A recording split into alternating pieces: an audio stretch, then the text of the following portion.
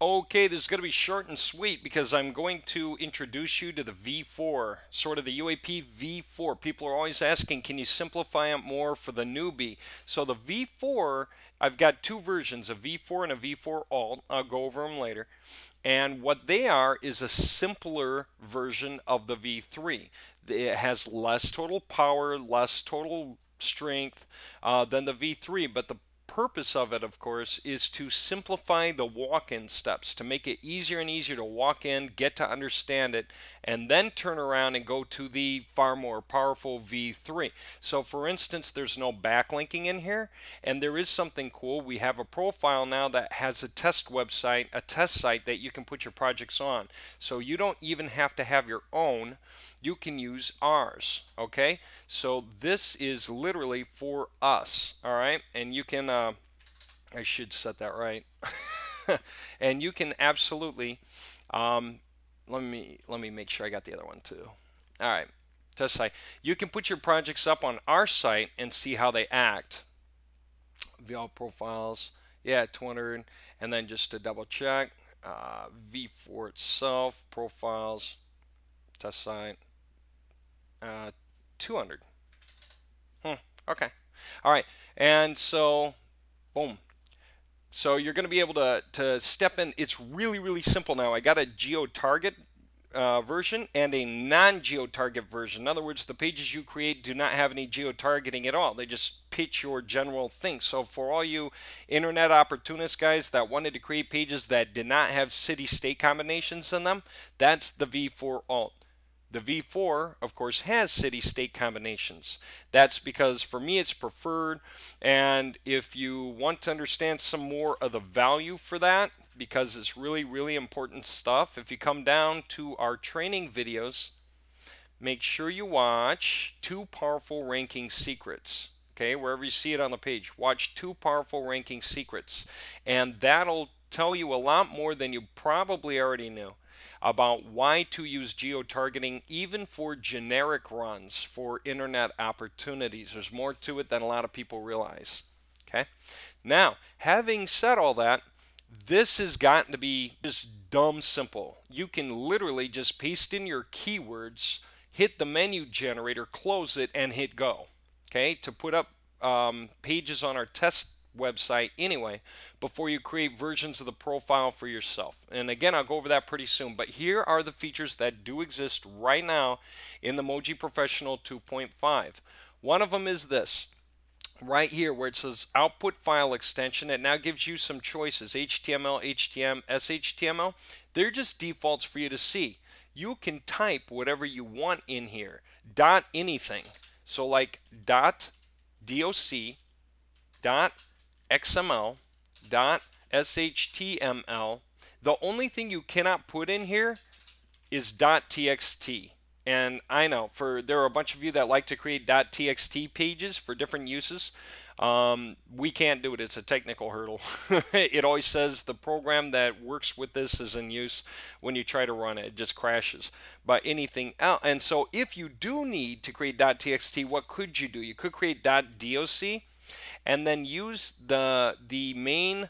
Where is it? I got an icon for the thing somewhere. This is it. This is a bulk rename utility. There are a couple of steps in here that allow you to actually just change the extension from one to another in any folder. So you just browse to the folder you want and then make that change, and it'll rapidly whip through and change all the .docs to .txt. And I forget exactly how it works because I don't use it often, but the steps are there. It's got help files. How do you get that program? It's free, because we have it on our resources page. Go to MOWG-Crew.com, scroll down, MOWG resources page, and when you're on here, you'll see it. File mass renaming software. It's optional. It's just very useful, and you can rename thousands of files at once, and you can get the file rename tool here. Now keep in mind, if you do generate whatever you generate in .xml, .doc, the sitemaps are still created with all those links. Okay, so if you're going to go changing all those extensions, you also have to go into wherever you put your runs, and you have to go into your sitemaps, right? And you have to change them in there. And that's easy too, because you can just choose whatever sitemap you have or something and use the search and replace tool, okay, which most of you guys know. And you can just go and replace any instance of a .doc with a .txt, and it'll do it, okay? And that's cool. Okay, that's really cool. And again, even that search and replace software, I do believe it's included in the downloaded stuff, but if it isn't, again, it's on our resources page. Okay, it's called search and replace. Where is it? I mean, we've got a lot of things here that are valuable. Search and replace. There it is. Nice and simple. All right, there you go. So you can do whatever file extensions you want now. For a lot of you guys, you like to sell professional looking .doc articles. Remember that your V3s or anything else, whatever you're doing, they do not have to have coding. Okay, you can on any of these model pages like index.html, you can just whatever it is you want to do with it, you can take everything off and you can just type in paragraphs. You can type in a header and you can type in paragraph body. You can just type in whatever you want, and when you produce the pages, it'll produce them anyway without any coding at all. Okay, they don't have to have HTML style coding. Okay, so there you have it. Just something to keep in mind. There are a lot of people that would ask from time to time, can you do that? Can you just generate articles? And the answer is yes, you can actually just generate articles. You don't need to have any coding in your pages. Okay, in your model page, you don't. As long as the vars still correspond, of course. I mean, the vars have to match. Wherever you put variables on here, whatever you have for your variables. And somebody also asked, do you have to have something under a variable? The answer is yes. You cannot have a blank, okay? That is wrong. This will break when it tries to run. And you cannot have a single space like that. I don't even know if you can have multiple spaces, but certainly a single one will not work. It will also break, but you could put something else. You could put a dash. You could put, whoops, I'm sorry, I didn't mean to do that. I just meant to put a dash. But if you have to put a dash, do it like this, apostrophe dash, and then click off. See how the apostrophe disappeared? But if I click on it, it shows up here. The reason for the apostrophe is to tell the CSV file that is not supposed to be a function like minus. It's just supposed to be text. So anytime you have trouble getting a simple thing to appear like a dash, just put an apostrophe first. All right, and that way it'll treat it like text, and it does work. The MOWG-Pro understands that, and that will produce a dash. Okay, but just going back, there we go. All right, so you have to have something in any vars that you do use. Okay. Of course, if you're creating custom runs, you can do things like remove vars. You can remove a var from here if you wanted to, if you were certain which one, like that one or that one. You can remove var 133. You just have to remember that if you remove it from there, you have to remove it from all over this file, or it'll again say, hey, you're missing something, right? It's there. That's the token form of the var 133. All these things on the page start off with this bracket percentage sign and end with another percentage sign closing bracket. Okay, that's how it works. That way it knows it's supposed to be a var coming off the CSV file, not just simply a word. A weird word, but a word nonetheless. And so that's why all of these bracket percentage signs exist. That's why it looks so odd that way. Okay, just to let the program know when to look for the CSV sheet. So you can remove a var like that. You just remove it. Okay, you can do that. Edit, undo. I don't want to do that. Okay, but you can. All right, so there that is. As long as your vars correspond between your var sheet and your index file, then you're good to go.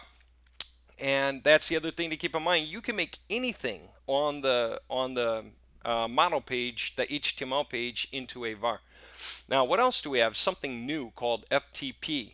This is cool. Here's how this works.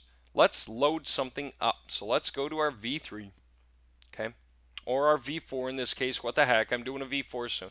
And guess what? It has emoji V4 files now instead of emoji V3 files just to keep everything separate anyway. So if I wanted to upload this thing, I could. Watch this. I go to my profiles, hit test site. Now that's my test site, okay? And I haven't done a run on it yet, but I'll show you how it works soon. It pre-filled everything you need, and it's got FTP and an FTP user. Real quick, for those of you who are wondering, why isn't there a root folder here? Okay. Normally, when you create a new hosting account and you're going to FTP the pages up to the main site, then you would need to do something like this: public underscore HTML. That's the default for our recommended choice. If you're wondering what that is for hosting, this is good hosting. This is something that we absolutely suggest and recommend, and we constantly ask you, please go through with this. If you go to the resources page, okay, this is it. HostMonster. Get this. HostGator sucks. Bluehost sucks. Getting a website on GoDaddy sucks. They throttle your uploads. We see it over and over and over and over again. What we've noticed is our guys, when they get hosting through our affiliate link here, okay, just click through to continue, and they do it. They sign up now. And if they either need a new domain or already have one to transfer, just follow the prompts. Okay, choose whatever kind of extension you want, go for it. Then that's awesome. That's good. That works. What we've noticed is HostMonster seems to recognize our guys because they come in through that link and they're tied to me, and they seem to realize that all our guys put tons of files up, and so we have not had throttling issues hardly ever on this thing. We can put a lot of stuff up. It doesn't mean you can put unlimited stuff up. That's too much for the file indexing system. It affects the other domains on the same server. You know, you get one partition when you sign up on a disk, and other guys are on other partitions. And when too many people upload too much stuff, even in just one partition, then the file indexing system that has to look up each thing, it goes forever trying to find each next character, to find each next file. And that's a point when it's going to cause deteriorating performance for everyone on that disk. And so half the time, HostMonster is just kind enough to move us to a new disk if we get too big. They do that with some of my websites. Some of my websites have wound up with just gigs and gigs of videos on them, and they'll move it over as a compliment. And I think that's just really nice of them. But also, it's very cool to come through this link. It is an affiliate link. It helps support our activities. All right, it just makes things easier for you, easier for us. It's very nice when you remembered to do this every time you get some new hosting account, especially if you get additional hosting accounts for huge backlinking purposes. People get second, third, fourth hosting account for domains on those that backlink the primary, and that's awesome. And that's where you need additional hosting accounts. You cannot just do it with add-ons. For Google, add-ons are the same as the original host. Okay, I'm not trying to get too carried away, but let me just make this point. Okay, just so you understand, because it all shares the same IP address. Say this is your domain.com. Okay, and let's say you have an add-on domain called newdomain.com. Okay, when you attach your add-on domain, you have to assign it a folder on the yourdomain.com, on your top level domain. So your newdomain.com actually equals yourdomain.com/some folder. Okay, and so the way Google understands it, this is just a piece of this. So all your newdomain.com is part of yourdomain.com. This is true even with subdomains, even in the case of subdomains, because a subdomain, say it was a new domain, and then we created something like this: project.newdomain.com, meaning a subdomain on the new domain equals what? yourdomain.com/some folder/project, say. Okay, that's all part of yourdomain.com. For Google, all three of these have the same IP addresses.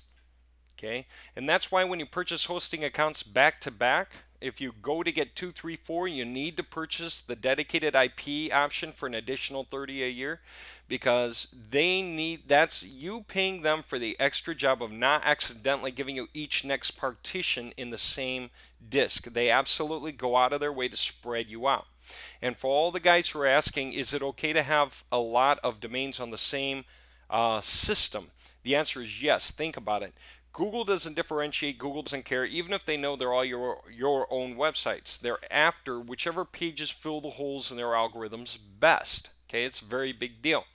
Google wants to show good results. They will have to show the top 10. They will show top 10, and then page 2, page 3, page 4, but they'll show you the best things they can find. And when you're going after a bunch of long tail keyword combinations, you can fill holes in their algorithms, or just niches, different things. You can fill holes in their algorithms better than any of the top 10 things they could ever find before.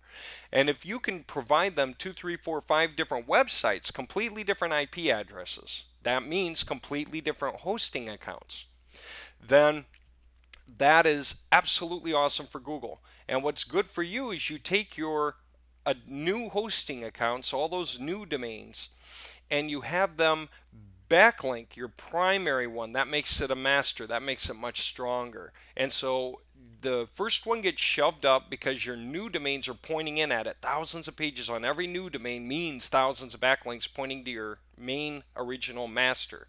And do you have to put thousands of backlinks? Do you have to put a backlink on every page? No.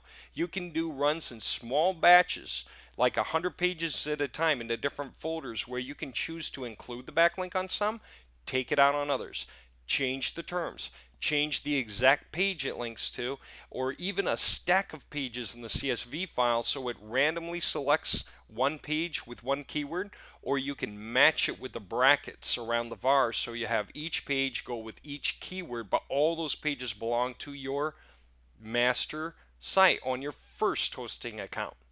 Okay? Things like that. Really, really interesting. Interesting stuff. This is how guys get really powerful runs. Most guys, and I've had people ask, if you're buying new hosting accounts, what's the smartest way to do it? And I'll just tell you flatly, this is what I see, especially just for budgeting purposes. Most people come here once a month, hit the resources page, then they hit this link, then they hit this thing, and then they sign up and they get a new hosting account. They do it like once a month. For 2, 3, 4, 5, 6 months, whatever it is that they can afford and want to do, and whatever they're thinking about for their big projects, whether they even need it. It's something you build up to if you're not ranking hard enough and you need to give yourself more boost. That's why you do it. And anytime somebody says, but doesn't Google notice they all come off the same host, and isn't that a problem? The answer is no, because they're interested in the content, not where it's from. Second thing that's incredibly important is this, as long as it's different websites, different IP addresses, different things. But as long as that's the case, every time there's a new program, what's the latest now? It's not Carbon Copy Pro. What is it? It's Empower Network, for instance. I mean, there are a lot of new programs anyway. Then everyone flocks to Empower Network, and they all flock to set up their own websites to be super affiliates, driving traffic in to their link or whatever it is, setting up their own webinar series, introducing themselves personally. Why you should join through our group, because we have our own personal webinar sessions separate from the main group, and you can do both. You know, we will help you by hand closer because we can. Join through our group. And guys do it all the time. Well, a bunch of those guys are all going to run to HostMonster. Another bunch are all going to run to HostGator. Another bunch are all going to run to Bluehost. In our case, HostMonster is best. Okay? Now, if you really have a budget for a lot, and that's one last thing I want to just point out now because people ask about this stuff a lot, go to rackspace.com. If you can afford $150 a month, then you can get a hosting solution here through the cloud. And there are people on our forums talking about this stuff. These are awesome. You can apply as many domains as you want to a single account, and as you apply them, they show up with different IP addresses, and you get just gigs, and there is no throttling. There's so much room in there that you can just upload to death. You can use your assigned amount of gigabytes, and then when you run out of it, just pay an extra few bucks for more, few bucks a month for a bunch more. Just work your way up. And Then you can run really, really huge projects for lots of people. That's for guys who do lots of jobs. They have 150 domains for themselves and their clients. They want them all to be on different IP addresses. They group them by whatever the thing is in each case so that they can do their backlinking and related groups of websites to really maximize the power of the backlinking, stuff like that. And to have another thing to sell. Hey, for the extra however much you pay me, I'll get backlinks and other sites pointing in at you. And then they might use some of the guys that they gave the discount to because then they're going to backlink other servers on their pages. And they'll balance all that stuff on one big fat account for 150 a month. So you guys that can go that far, go that far. Until then, please use this from our resources page, right? And if you do that, you're just helping support everything we do to help you out. And it's really good for you because you won't get throttled unless you really put. I've had guys do things like put up 150,000 pages at once. You know, that might get you throttled. That's overkill. All right. That's just huge. All right. But other than that, you know, anything like 20,000 pages at a time should be no hassle at all. You probably will not get throttled. If you do 20,000 pages, wait another hour, then do another 20,000. Okay, which is in our case really, really easy. Now, what's the thing I want to make about this? And so why don't I have a public HTML here? I normally need one. If you get a new account, you need this. Okay, why don't I need it here? As a matter of fact, I should not use it. Here's the answer. I made this site available for everyone. So this is public. This is public in the sense that it comes in the profile. And you can upload all your stuff, okay, using this connection. But since this is a special FTP user, as opposed to the main one on the account, because the main one's something else with a different password, this already connects to the root folder. It's set to auto connect here. And so it already will auto connect there. So if I make the mistake of putting this in, it's going to use it twice. It's actually going to show up like that, and that's a mistake. Then I have this part that should not be there on all my pages. Okay, so just don't worry about this. Just let it go. This is for all the new guys using this V4. I'll break it down later in the next video. And don't worry about it. But I do want to say this. Now when you flip to FTP, like let's say you put up a bunch of pages already and you need to upload those supporting files or a new index page or something. Watch this, FTP. Guess what? It remembers whatever was here. If I change this, I think it changes on the other tab automatically. It will if I close it and restart it again. I think it does this way, but let's see. Bad. Okay, it doesn't. But normally it does. If I close this, if I if I save this, maybe that did it. Nope. But if I reload it, it probably will. And if it doesn't, oh well, forget about it. I may have to close it all the way out. Point is, here's the point. Go to FTP.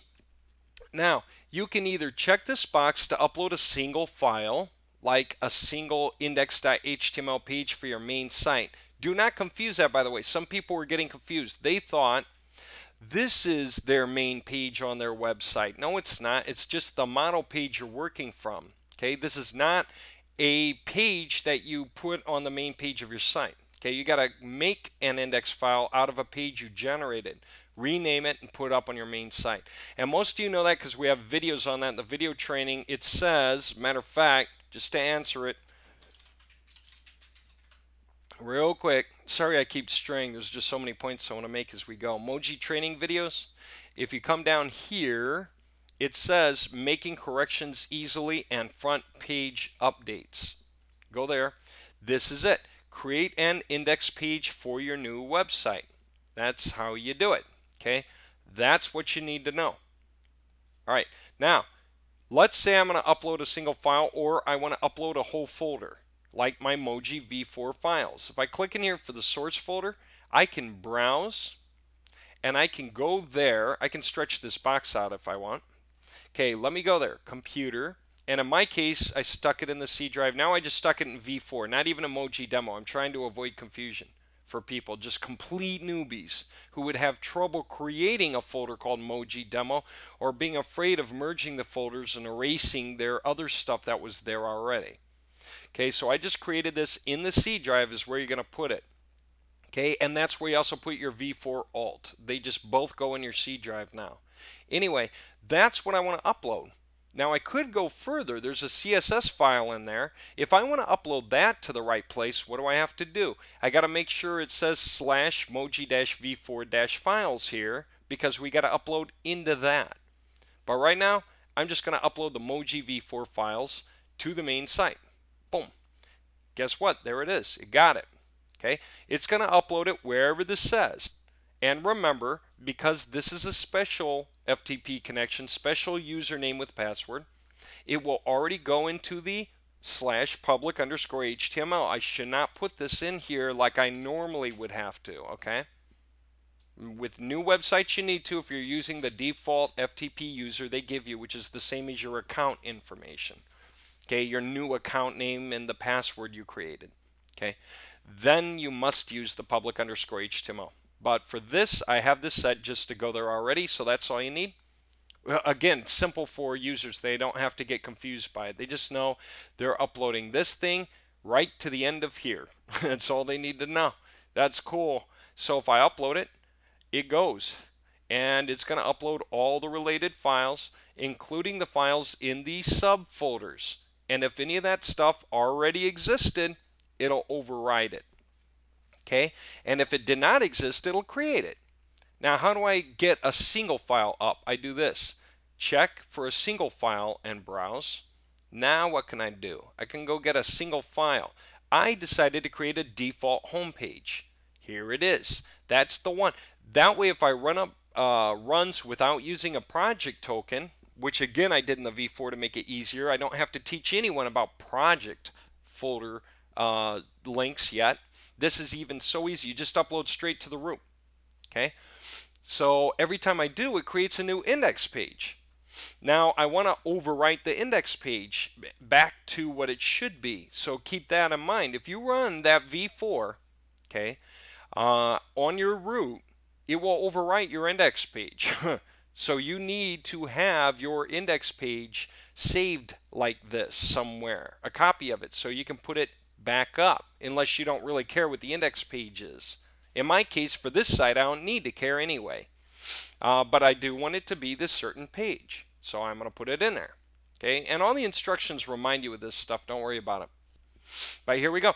It's going to upload that right to the root. Remember how I opened this and you see broken page, right? That's the front page of emojisamples.com. Watch this.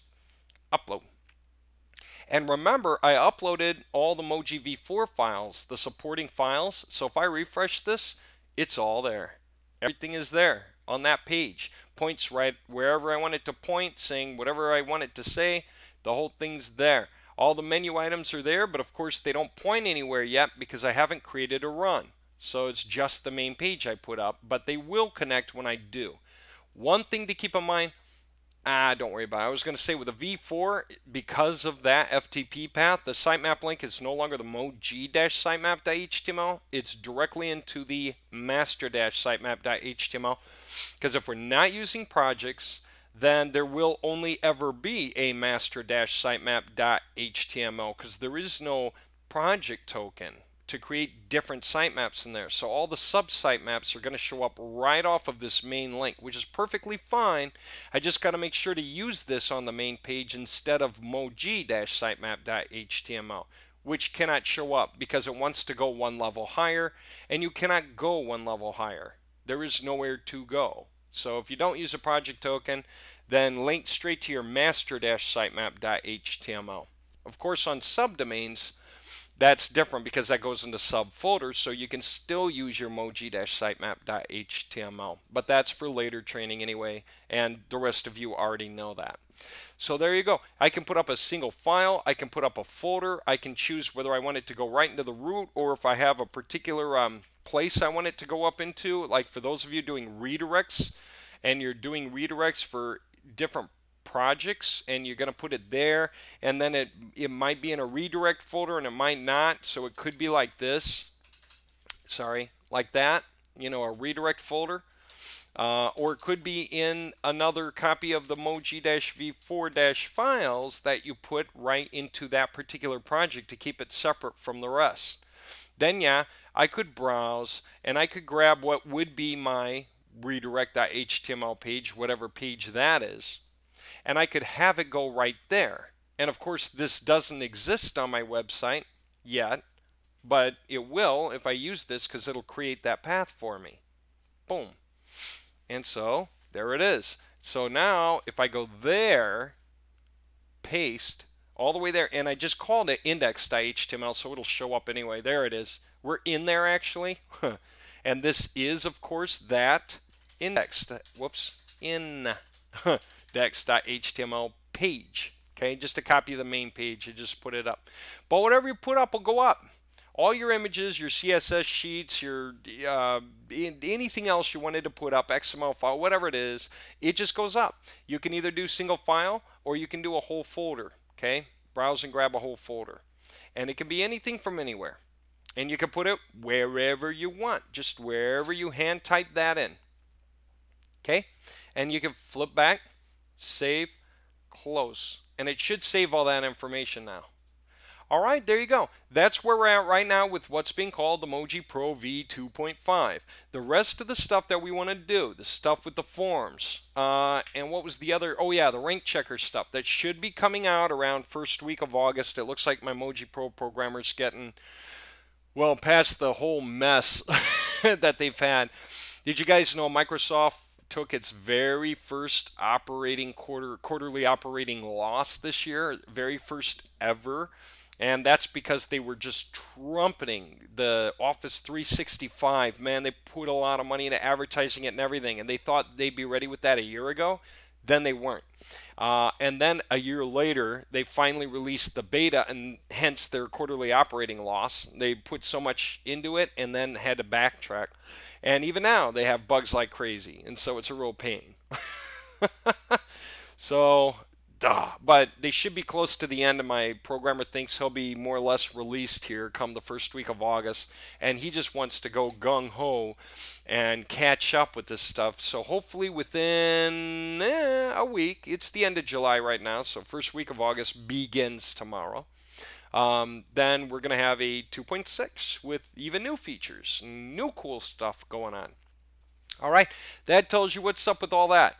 Okay, now in the next bit of training, I'm going to go over what's up with the V4 and the V4 Alt. For all of you who had a grandfather that wanted to try this, or a grandmother who wanted to try this, they may be able to figure this out now, starting with this V4 concept, either one of these or both of them, and then graduating to the V3, which builds off of that. So now everything that was new to you before in the V3, this now takes like half the load off. It makes it easier because it deals with like, well, a slimmed down version, and then this builds from there. And that's what I'll get into next. And okay, I'm going to break this off and answer the phone. All right, see ya.